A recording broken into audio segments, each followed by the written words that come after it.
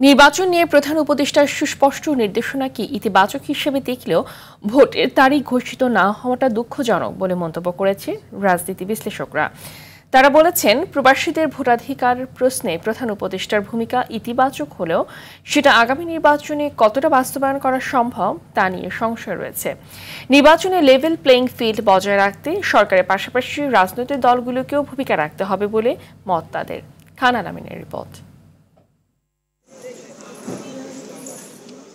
রমজানের আগে ফেব্রুয়ারি মাসে জাতীয় নির্বাচন অনুষ্ঠানের জন্য প্রধান নির্বাচন কমিশনারকে চিঠি দেবেন প্রধান উপদেষ্টা।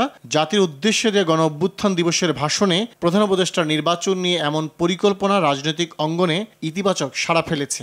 দায়িত্ব হস্তান্তরের প্রক্রিয়া শুরু করব। এই সুস্পষ্ট নির্দেশনাকে ইতিবাচক হিসেবে দেখছেন রাজনৈতিক বিশ্লেষকরা। উনি বলছেন যে ভাষণের পর থেকে নির্বাচনী কার্যক্রম শুরু হবে, তো এটা আমাকে আশ্বস্ত করেছে বা আমি মনে করি নাগরিকদের কিছুটা আশ্বস্ত করবে এবং উদ্দীপনা তৈরি করবে। কিন্তু সবচেয়ে বেশি ভালো হতো যদি 5ই আগস্টের কেন্দ্র করে নির্বাচনের তারিখ ঘোষণা করা হতো। প্রধান উপদেষ্টা এই ফেব্রুয়ারিতে নির্বাচন করার ঘোষণা দেওয়ার আগে প্রধান রাজনৈতিক দলগুলোর সাথে আলোচনা করে এবং মতামত নিয়েই এই তারিখটা ঘোষণা করেছেন। তো আমরা আশা করছি যে আমরা উৎসবমুখর পরিবেশে ফেব্রুয়ারিতে একটা জাতীয় নির্বাচন অনুষ্ঠিত হবে।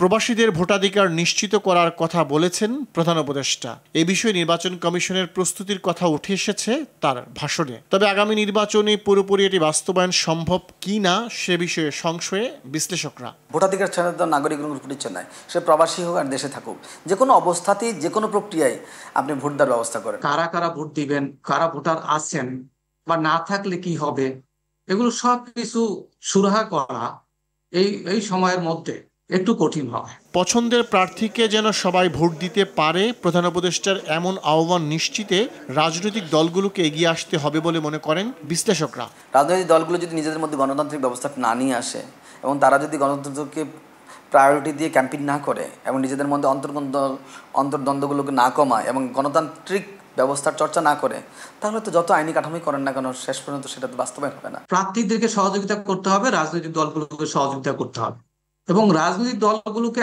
আগের যে মানসিকতা, যে টাকা দিয়ে প্রভাব খাটিয়ে নিজের পক্ষে ভোট টানের যে ভোট নেওয়ার যে মানসিকতা, সেই মানসিকতাটা বেরিয়ে আসতে হবে। টেকসই নির্বাচনী ব্যবস্থা গড়ে তুলতে সরকারের পাশাপাশি রাজনৈতিক দলগুলোর অভ্যন্তরীণ সংস্কারে গুরুত্ব আরোপ করেছেন বিশ্লেষকরা।